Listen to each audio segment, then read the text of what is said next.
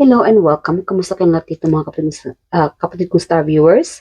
This will be a short reading. So alamin natin, spy tayo ngayon sa taong iniisip mo ngayon. Ano ang nararamdaman niya sa iyo versus sa nararamdaman mo sa kanya. So, short message. Alamin natin, spy tayo ng ating the person on your mind right now. Spirit guide angels, kamusta ang taong okay. Ano ang iniisip ng taong ito sa ating mga collective? The person on their mind? Okay. Sabog na sabog, ano? Siguro sabog na sabog na rin itong taong ito. But again, this person is thinking about you. Yung iba dito, it could be related sa finances. Baka may, I don't know, hihingi ng tulong financially. Yung iba dito. Yung iba naman, what is this? The Hangman and, okay, Seven of Swords and Seven of Pentacles. So, yeah, this person, I don't know, maybe this person ghosted you, walang pag-uusap, no communication, or maybe this person don't want to talk to you dahil gusto niyang manahimik. Alright, so this is the person on your mind right now. Baka maybe this person is avoiding you dahil nakagawa siya ng pagkakamali sa inyo, or this person doesn't know how to face you at this moment. Kaya nagtatago muna ito.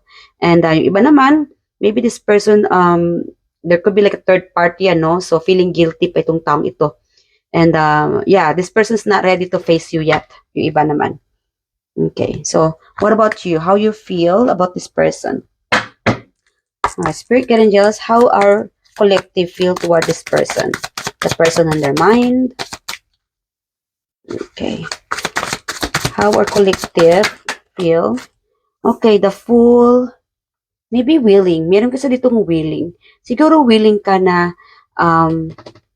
meron ditong pa-as if, na sabihin natin magkatagpo kayo sa daanan o nakita mo siya sa malayo, as an example, and then you pretend, nagpe-pretend ka na hindi mo siya makita o nakita, But anyway, pagka sabihin natin na nagkatagpo kayo, pa-as if na pretentious, ikaw siguro itong pretentious na, ay, andyan ka pala, charot.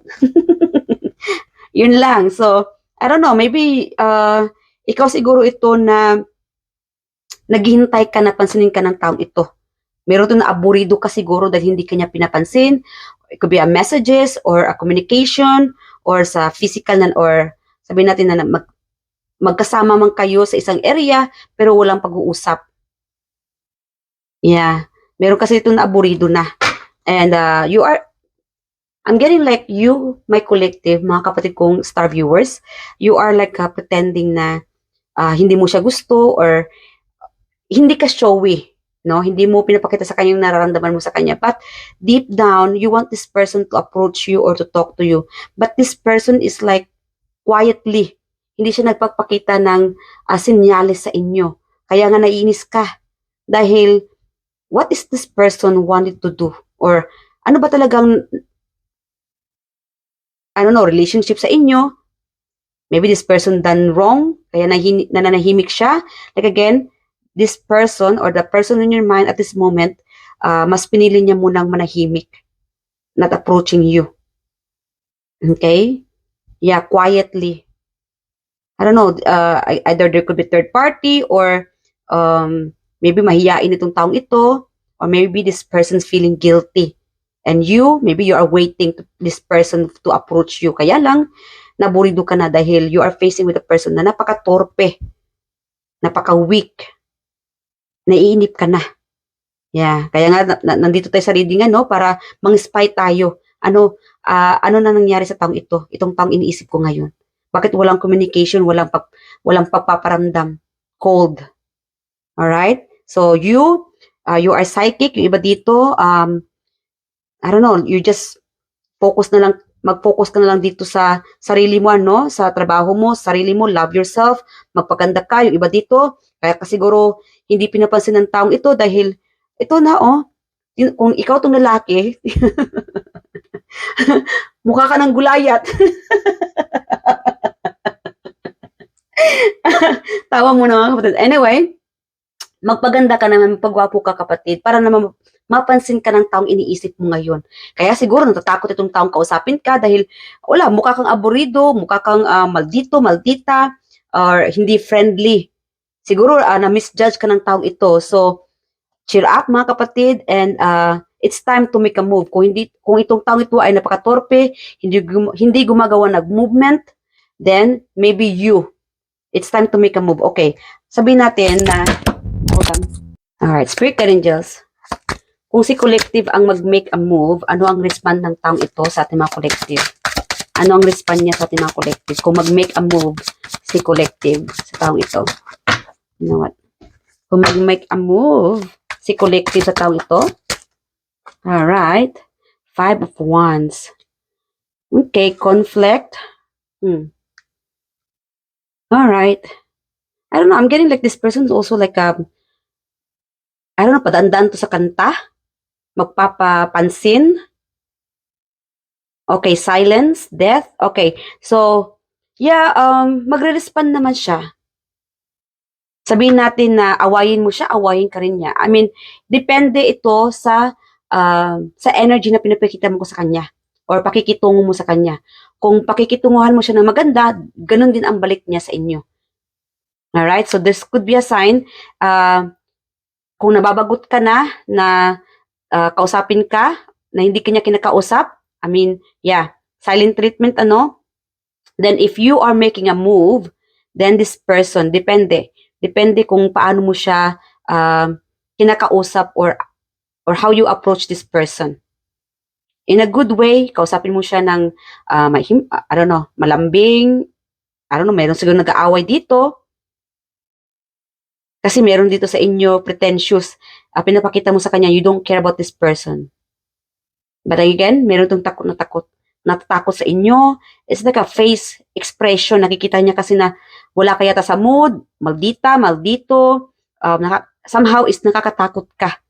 Nakakatakot kang kausapin. Dahil again, maybe this person cheated on you, and this person doesn't know how to face you. So siguro hinintay ka lang din niya na mag-make a move. So, it's time mga kapatid. Kung gusto mo siyang kausapin, no? Ikaw na lang ang gagawa ng paraan. In a good way. Para naman maganda magiging conversation yung dalawa. No? Yeah, Queen of Wands, see? You have the power to make a move. Kasi kung maghihintay ka pa sa taong itong kausapin ka, tatanda kang dalaga, tatanda kang maging binata. Magiging mukhang gulayat ka na. Alright? So, yeah, wala talagang mangyayari kung maghintay ka sa kanya ng movement. Ikaw na lang ang mag-approach sa taong ito. It could be friendship, relationship, or coworker, whoever this person that you have been thinking about. So, you have to make a move, approach this person in a good way para magkaroon ka ng closure o pagkakaintindihan. Kasi sa ngayon, takot na takot, I don't know, may feeling guilty. Alright? So, ano naman ang gusto sabihin ng taong ito sa ating mga collective? Okay. If it's about love, I don't know, what this person want to tell to our collective? Okay.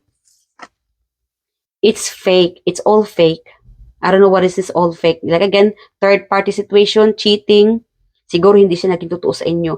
And maybe that's why this person doesn't know how to face you. Again, I still fall in love with you every day. Siguro this could be your partner right now. Nagkaroon kayo ng miscommunication, misunderstanding. But this person na nahimik lang siya dahil siguro hinintay na muna niyang humupa yung oras or humupa yung galit mo sa kanya. But this person love you every day. It is about your partner right now. Ano pa? Ano pa? Or it could be ex, hinintay na muna na lumamig muna yung utak o yung ulo ninyo. I hate to steal a moment just to be with you. Like again, this person, this person is planning. Kaya siguro na nahimik na muna siya dahil to create a plan. Gagawa ng plano para, siguro ask you a date or something, but nahihiya siya. You are dealing with a person na napaka-mahiyain. You are my soulmate. So again, this person know you are their soulmate. Okay. So, ano pa? And this person believe that soulmate is real. Siguro ginost ka ng taong ito. Pangako ko, babalikan kita. Somehow, hindi kanya kinausap. And malaki crush ko sa'yo. Like again, takot siyang kaharapin ka dahil baka magalit ka kung kausapin ka niya. And dahil malaki ang crush niya sa inyo. The bottom is, Ang mangyakis mo, ba't ka ganyan? See? Meron tong natatakot dahil, I don't know, the way you talk or the way you look at this person, siguro mukha kang manyakis, bakit ka ba ganyan? Why you treat this person like that? And misunderstanding din siguro, ano? So again, siguro nagmumukha kang manyakis kung ikaw tong lalaki, ano? Baka nagmumukha ka ng manyakis dahil sa bigote mo. Ano yun? Macho guapito yung style ba? Anyway, ano pa? Mensahe para sa taong ito? So this person think that you are judgmental. Nasisense niya siguro, psychically, na ginajudge mo siya or siguro may narinig siya sa iba na what you said about this person behind their back. Kaya meron tayo ditong I don't know, like away or gulo, miscommunication, misunderstanding. Okay, masakitin. Alright, so this person notice you na mukha kang masakitin or pale. Siguro narinig niya na may sakit ka or you don't look well. Ano pa, Spirit Angels?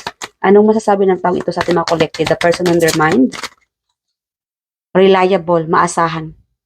Yeah, this person's thinking about you. Pag ikaw ay naalala niya, iniisip ka niya, alam niya na you are the one of the person na maasahan talaga, na hindi mo siya iiwan no matter what. Kaya siguro meron itong feeling guilty dahil hindi niya na ibalik sa iyo ang kagandahang or kabutihan mo sa kanya. Alright? So, alamin natin yung initials niya, no? Para ma-confirm natin na this is the person on your mind.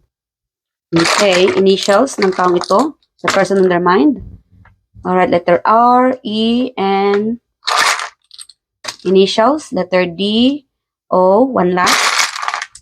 Initials ng taong ito. So, we have E, Z, and B.